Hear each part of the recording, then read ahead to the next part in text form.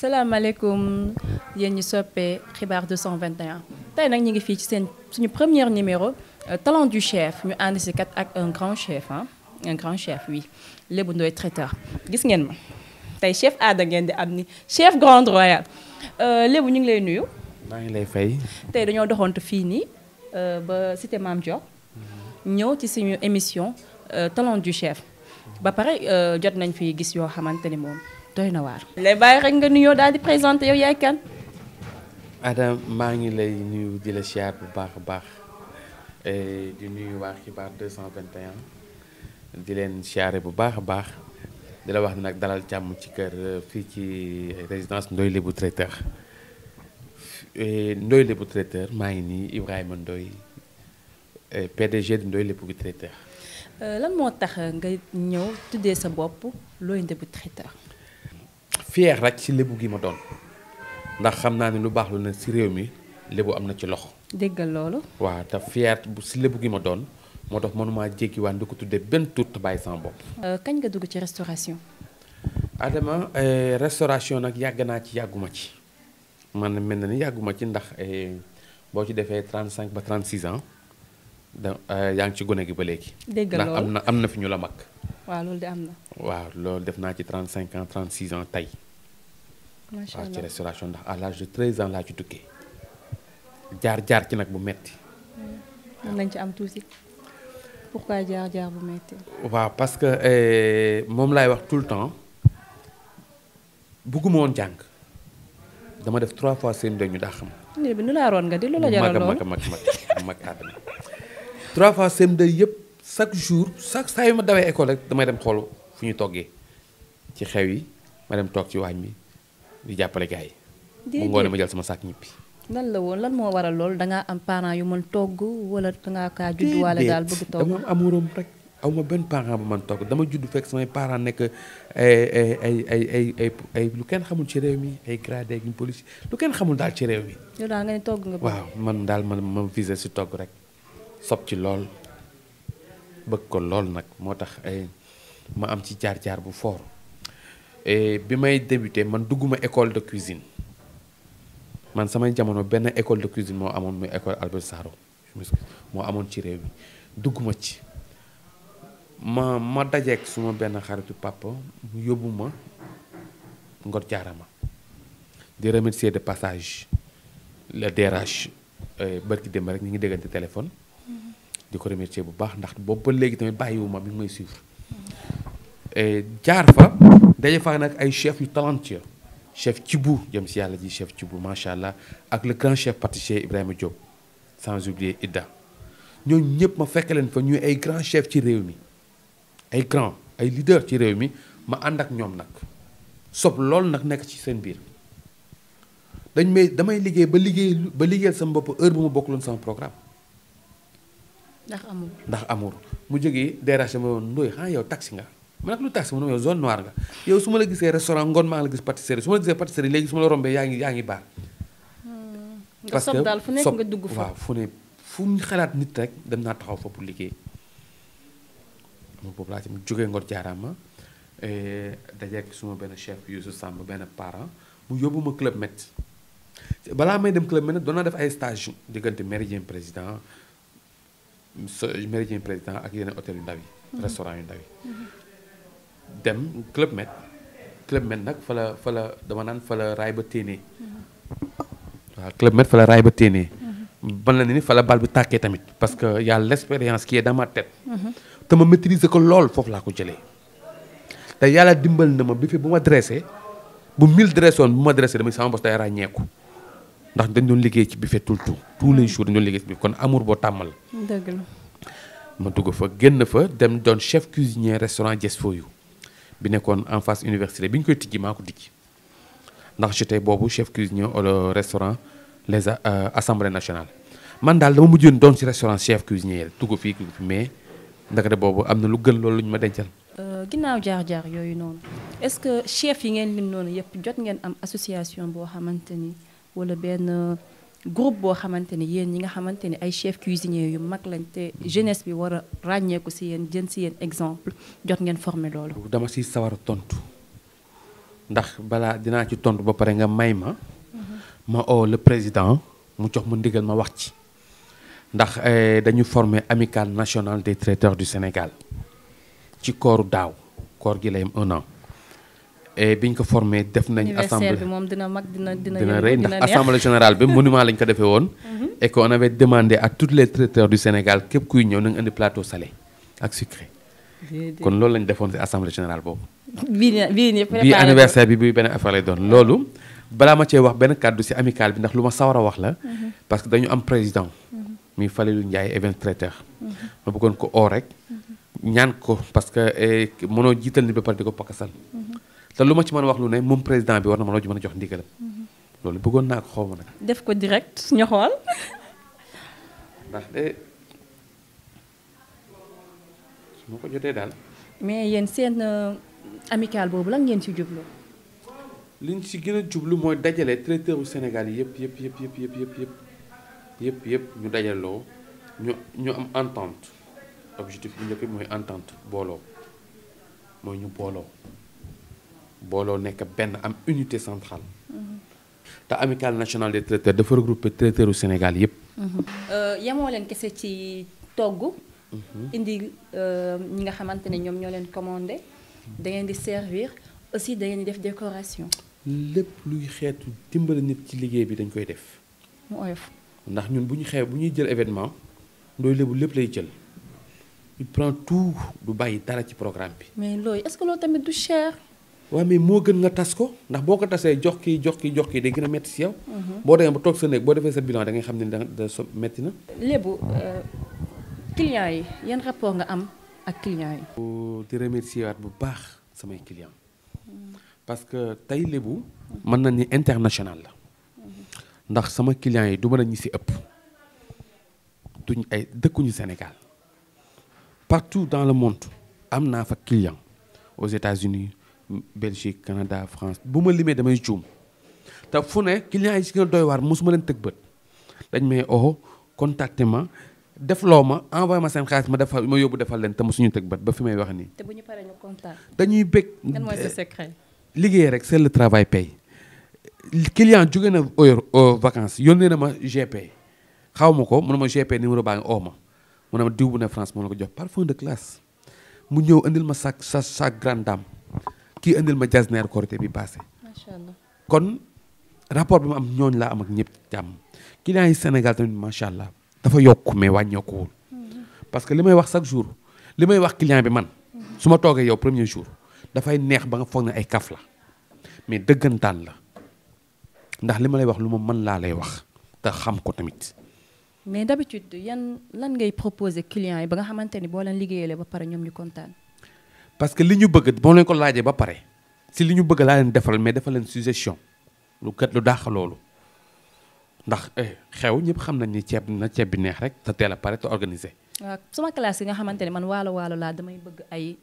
attaaya ak yooyu noonu xam nga ñun waalo yi moom suñu xew dañuy teg mbana. gis nga lépp attaaya lañ koy def. gis nga Lébou. Ndoye Lébou traiteur dafa indi benn touche bu bees ci Sénégal. mooy lan.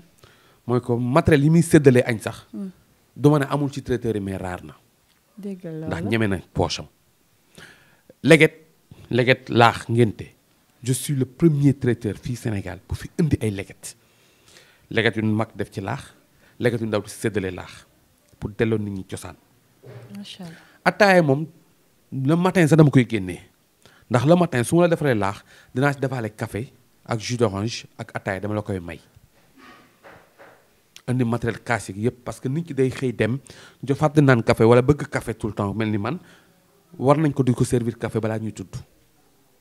heure boo añee ba pare rek balaa ñoo bu ñu naanee ndox ataaya lañ ciy teg après diingal tuuti joo ko joxe nag boisson bekk bu mu fruit yooyu.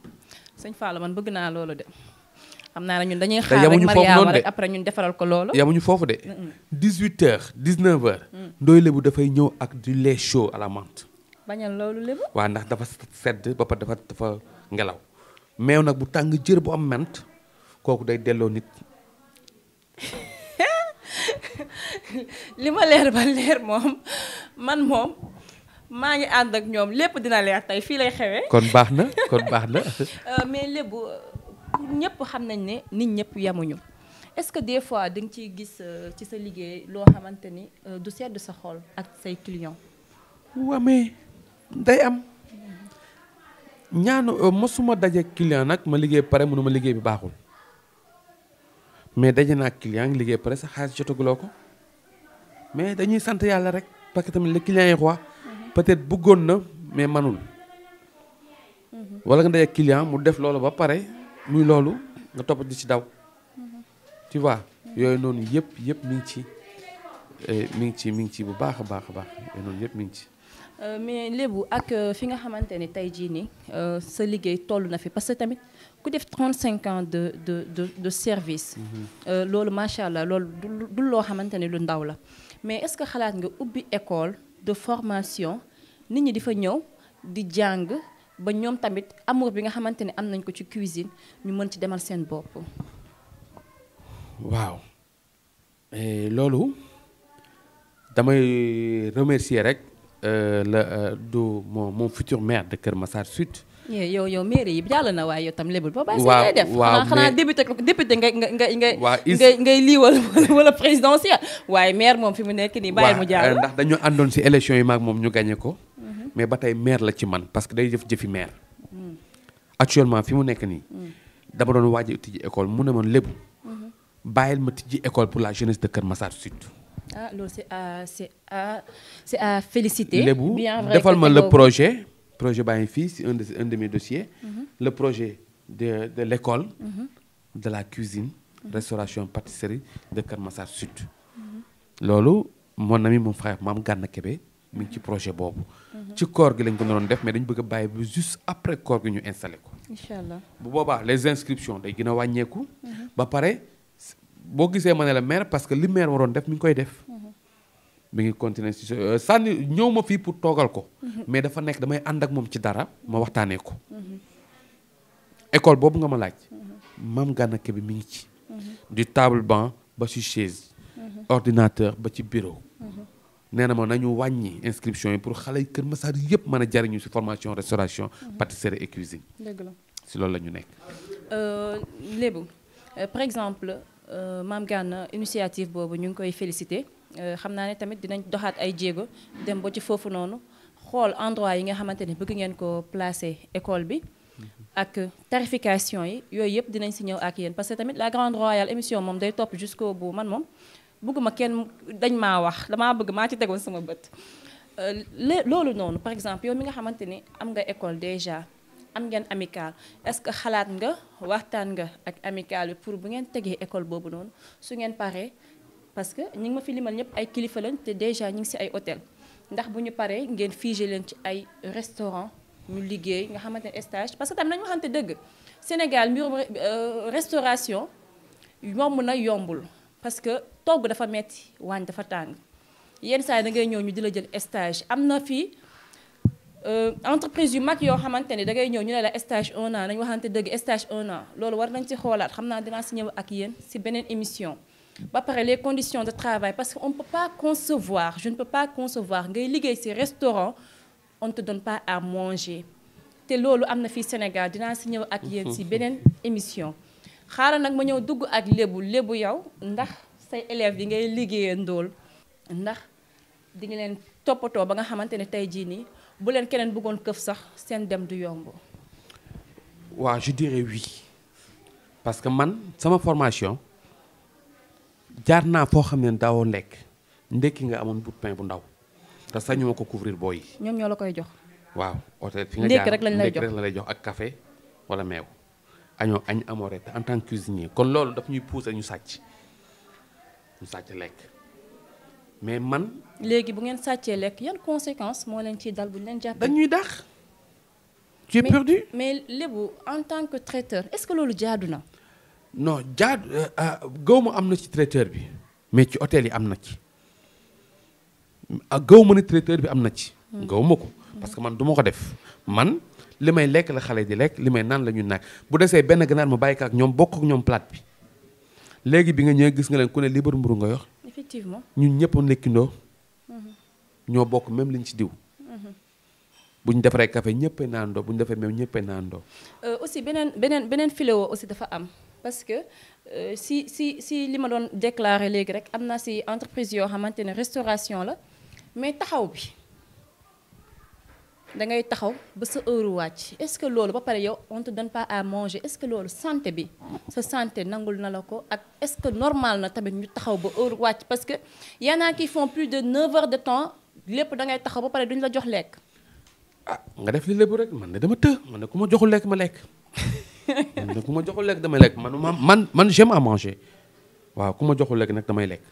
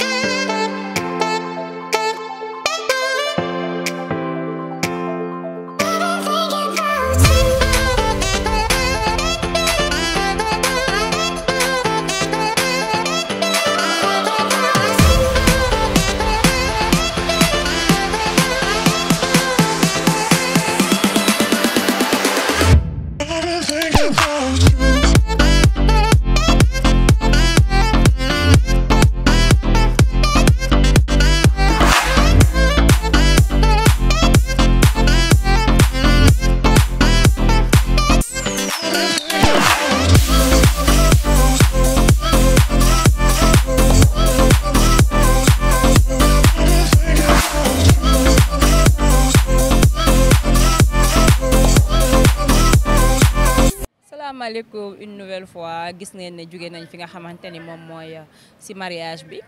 gis ngeen añi macha allah man tey moom yéen lii ngeen di daj man tey yéeg naa escalier séddale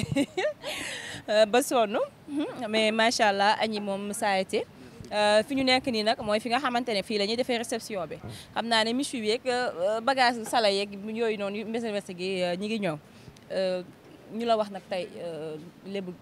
nan nga dundee tey sa journée ak waa Ngala ak waa xibaar 221.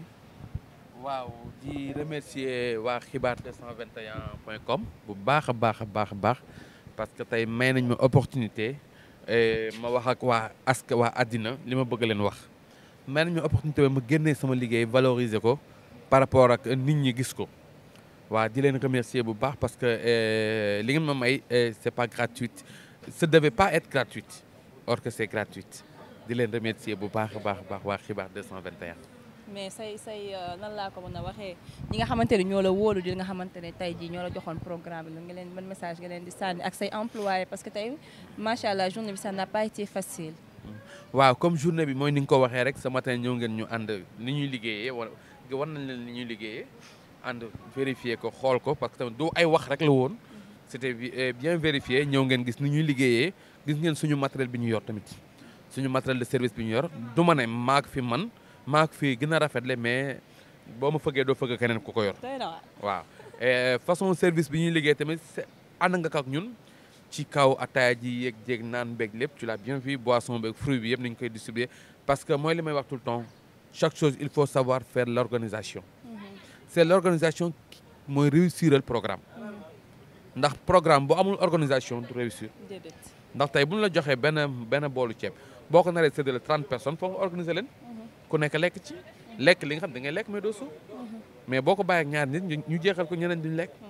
tey nag si loolu la ñu àndoon di xool organisation bi ak yooyu du ma dem te du ma remercier samay clients parce que tey Ndoye Lebou traiteur fi mu toll clients yi ñoo ko fa teg wax naa ko benn client ma ne ko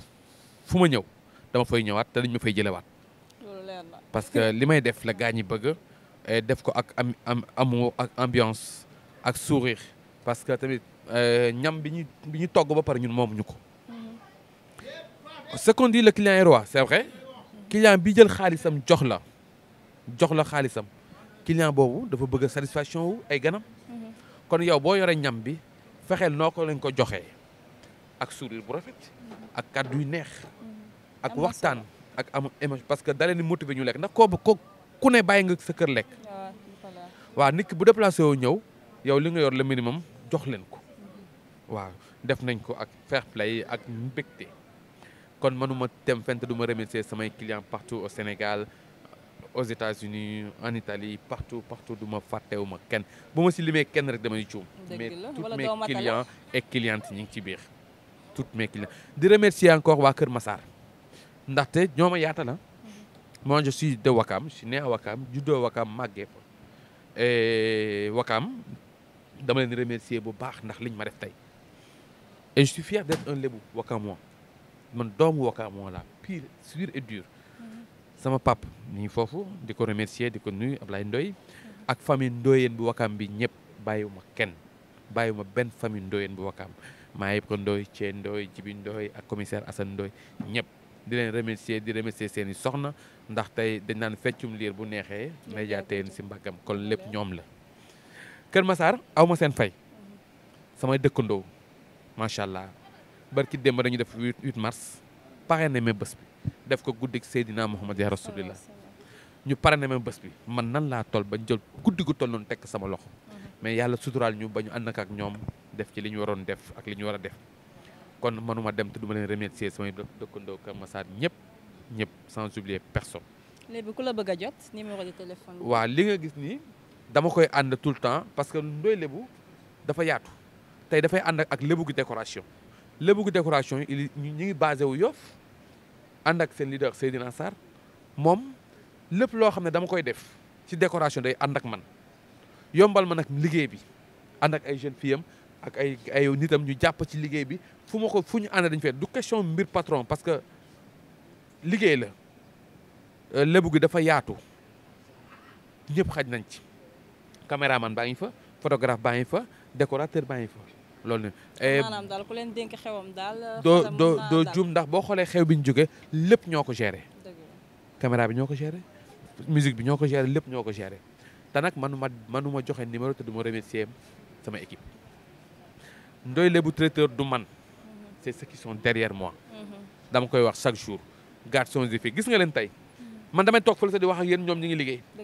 di daw corps et âme franchement je les remercie de haute voix di leen gërëm bu baax te di leen ñaan yàlla suñu ànd bi seytaane bañ cee dugg et ci remerciement yi may koy jox ñu ñëpp kenn laa ci ciblé muy madame Ndoye la reine dama koy wax fu ne nee naa leen bu leen neexee ngeen tegal ma vaar man takkuma ñaareel yaa wax lii waaw manuma am lu mel ni di ko utal wucc xalaatuma ko ci réew mi nee naa leen bu ma ko naree def Oumy sa carnet d'adresse neex na non dinaa la wax benn mbir fi mu ma yóbbu fi mu ma teg barki Sëriñ Bamba nit ma su ma fa teg te moom moo fa yóbbu te kon bu ma fa yóbboo dama koy delloo ngërëm li te fas yéene ànd ak moom nag ba suuf moom ni ndax nag jigéen la buy sëy gërëm boroom këram gërëm ko parce que daf ko mérité xaalis mooy denc liggéey bi mooy organisé marché mooy dem yëpp moo ko yor kon dama koy remercier bu baax a baax madame Ndoye ndax bu dul moom tey Ndoye Lébu suuf na ci kaw la ko te bu jaree xuloo sax day xuloo ak yow pour réussite bi dañuy xuloo mais réussite la ñu am lañu la bëgg waaw di remercier Sénégal ñëpp sama sëriñ Thierno Ibrahima Diallo Cheikhul Khayri ñooñu gàmmu gi maag ñoo may ànd bu madame Sarr ñoom ñëpp ñaa ngi leen remercier bu baax di ñaanal sama Pape Sarr yàlla xare àjjana ci moom ndax bu ma demee Kaolack tey grâce à ñoom a tax ma leen daal Ndoye Lébu Sénégal la gàmmu gi mi ngi ànd ak ñoom Kaolack gàmmu gi mi ngi ànd ak ñeneen équipe baa ngi dem Tivaouane Ndiassane ñeneen équipe baa ngi dem appel bi ñi ngi dem Layène lu xew si réew mi Ndoye Lébu dugal na ci loxoom Ndoye Lébu traiteur mooy kooku en même temps mooy ni ma la ko waxee rek ñoo ngi nii ànd ak ñëpp daal boo ñu bëggee jot site Ndoye Lébu traiteur am na ndoyelebutraiteur.com am na WhatsApp Facebook TikTok Ndoye Lébu traiteur 1 numéro 1 77 498 44 96 ak 316 17 36 numéro yooyu boo ci ootee di nga jot Ndoye Lébu en question ndax Ndoye Lébu mooy décoration bi mooy lépp la boole yéen daal ñooy Ndoye Lébu traiteur. ñoo ko déggandoo ñooñu ñooy Ndoye Lébu traiteur journée bi nag àndoon nañ ko ak Ndoye Lébu franchement ça a été di leen jox dig daje ci beneen émission talent du chef avec un autre chef mais aussi dama leen di wax que ni moom dafa bokk ci suñu première partenaire xam naa après di leen ñëwaat ci beneen émission boo xamante ni di lañu indil yeneen recette yeneen plat feneen ak neneen ci Xibaar 221 merci.